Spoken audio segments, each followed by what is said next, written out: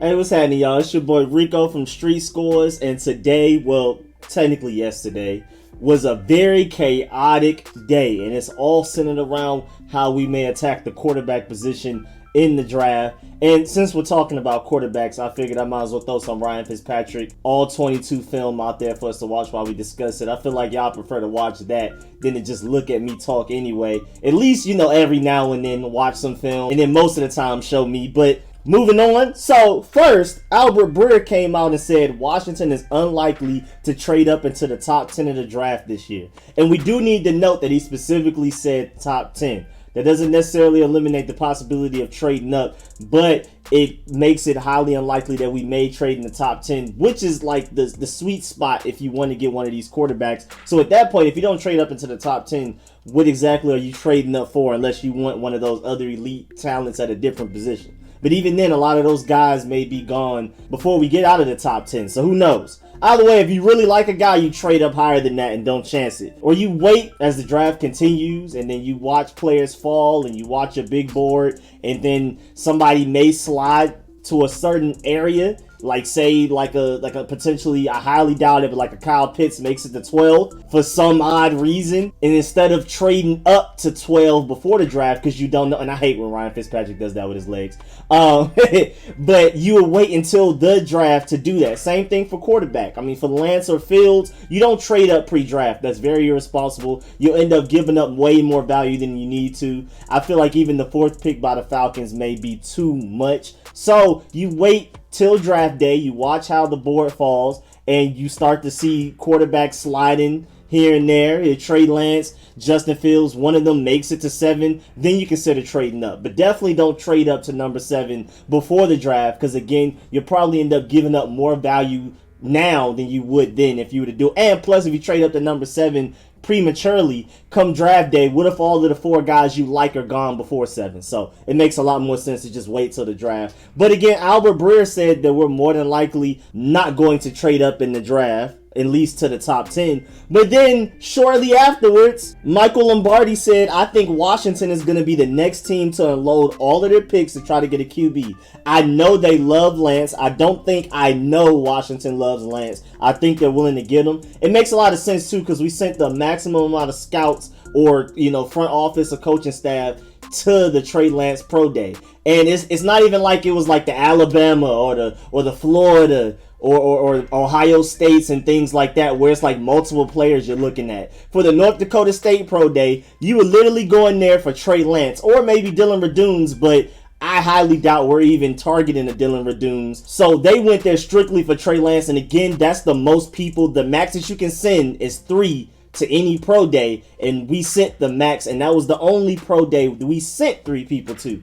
Other pro days that we went to, it might have been Scott Turner by himself. It may have been Scott Turner and Martin Mayhew, who both went to the Ohio State one. But we sent 3 to Trey Lance's. So the rumors that we may love Trey Lance actually seem pretty realistic. And there were reports weeks ago that we love Justin Fields' character. It was like a behind-the-scenes report from somebody close to the organization. They didn't even have like a name attached to it, I believe. I feel like it was like anonymous. And they didn't want people to know that they reported it, because it's probably some information that shouldn't have gotten out. But it is interesting to know that Rivera and company think highly of Justin Fields' intangibles and his high character, his leadership, his work ethic. A lot of people, including Rivera and the guys, feel like Justin Fields has the best intangibles out of this draft. But either way, y'all know I'm a Lance guy, so it warms my heart to hear that the Burgundy and Gold love Lance. Does that mean we'll trade up to get him?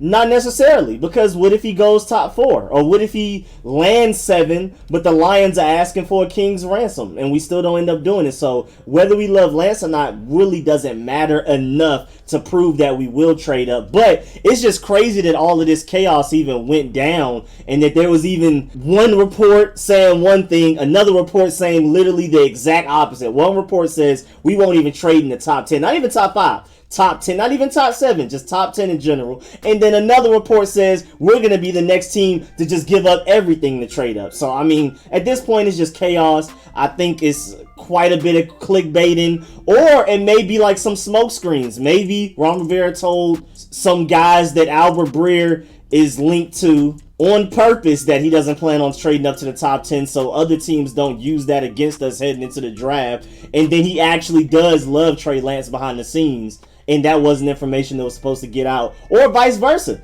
Maybe the Trey Lance thing is a smoke screen, and then they actually do not plan on trading up to the top 10. But at the end of the day, moral of the story is that really nobody really knows anything right now, especially us guys that aren't close to the organization that really know what's going on and things like that, and really like actually talk to Rivera and Scott Turner and Martin Mayhew, Chris Polian, Marty Herney, all of those guys. If you're not talking to those guys, we really don't know much, honestly. And then again, they could just plant wrong information just as smoke screens to affect other teams' draft strategies. Make it seem like, hey, we don't plan on trading up into the top 10. We don't find it worth it. And then all of a sudden, teams let up their guard and they're like, maybe we don't need to worry about Washington. And then suddenly the 7th pick comes up and we just trade up out of nowhere. And then a team that could have traded up possibly just decides, man, maybe I shouldn't. And we already knew that Washington was in on Darnold, but now it's being reported that like we were seriously in it, like that we were like really trying to get him at some point. We just weren't willing to give up what the Panthers gave up. So with them feeling a almost desperate need to get a young quarterback that they could groom, I could easily see us going for Trey Lance or Justin Fields if they feel like it's worth trading up for those guys. At the same time, though, maybe they wait till the later rounds to get a Kellerman, Davis Mills, Jamie Newman, or one of those guys. I prefer not to go that route. I prefer to trade up for Fields and Lance, especially since neither of them would have to come in and play day one. Maybe not even year two, really. Ryan Fitzpatrick playing this year. Potentially maybe even Taylor Heineke playing next year. I mean, at the worst case scenario, you have Lance or Fields competing with Heineke for the starting spot in a true training camp battle going into the 2022 season. But this whole next season, this current season coming up, Lance and Fields shouldn't even have to touch the field other than preseason and holding the clipboard, honestly, if we don't want them to. Now, if they just come in and they're just balling, and it's just like you can't deny how great they are, then maybe. But unless there's just indisputable evidence that they're ready to go play, don't throw them out there till 2022. And Lance, you know, as we're getting closer to the draft, there's rumors of teams around the league being a little bit lower on Lance than what we thought around when he had that pro day, and people were considering taking him like top 4 and things like that. And I still feel like the 49ers are a dangerous team that may take him, even though like there are a lot of trustworthy sources assuming that they're going to take Mac Jones. And y'all know this is the same thing with the Baker Mayfield draft. Close to the draft, like a few weeks before, we started hearing rumors from several sources that Baker Mayfield was going to be the number 1 overall pick. Everybody was like, nah, no way. Like, why? How? And it just seems like these rumors will start to come out, especially from multiple trustworthy sources, as we get close to the draft, tend to be true. So I wouldn't be surprised if Mac Jones actually ends up being the picks for the 49ers, especially since they're in win now mode and they potentially want the more ready to play day one quarterback in Mac Jones. So I can see that happening, and then maybe Trey Lance makes it somewhere top 10, maybe even slides outside of it. And again, you monitor the draft, like I said earlier,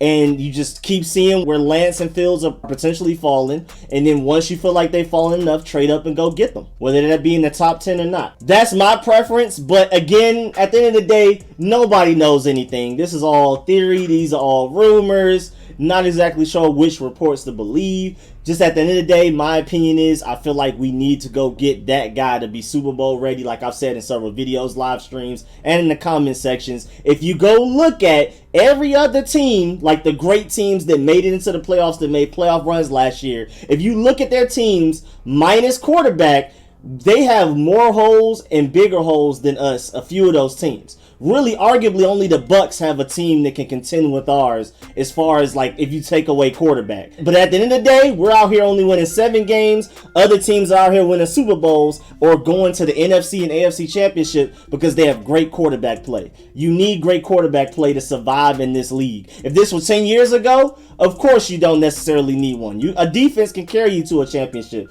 But we've seen that even with the 49ers going in against the Chiefs, the 49ers were clearly the better team on all levels, except for maybe the receiving core, an edge in the receiving core to the Chiefs, and then quarterback. That's literally it. 49ers had the better defense, the better offensive line, everything. At the end of the day, Pat Mahomes decided he didn't want to lose, so he didn't lose. And then you see Josh Allen carrying the Bills. Again, if you compare us to the Bills, we have the better defense. We arguably have the better offensive line. You can argue we have the better receiving core. Why are they in the AFC Championship game? Why are we only winning 7 games? They have a great quarterback. You need to go get your quarterback to matter in this league. I know for some of y'all who are okay with going 8-8 for the rest of y'all lives, of course you want to just build the team, worry about quarterback later. But me personally, I want to win Super Bowls. If it's not a Super Bowl, doesn't matter to me personally. That's just how I've always been. That's how I'll always be.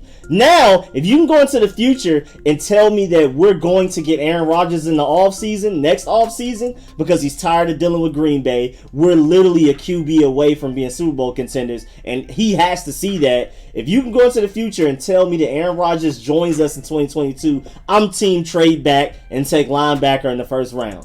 But assuming that won't happen, even though I feel like it's definitely more realistic than a lot of people will give it credit for, but I'm team trade up for quarterback until otherwise noted. But yeah, man, that's the end of this video. Just wanted to discuss that, man. I really appreciate the view. Please like this video if you liked it. If you learned anything, please subscribe. If you haven't, hit the bell next to the subscription button so you get more informative and opinionated videos like this one. More film sessions on the way, more mock drafts on the way. Of course, the live stream every Friday, 8 to 10 p.m., every Sunday in the afternoon.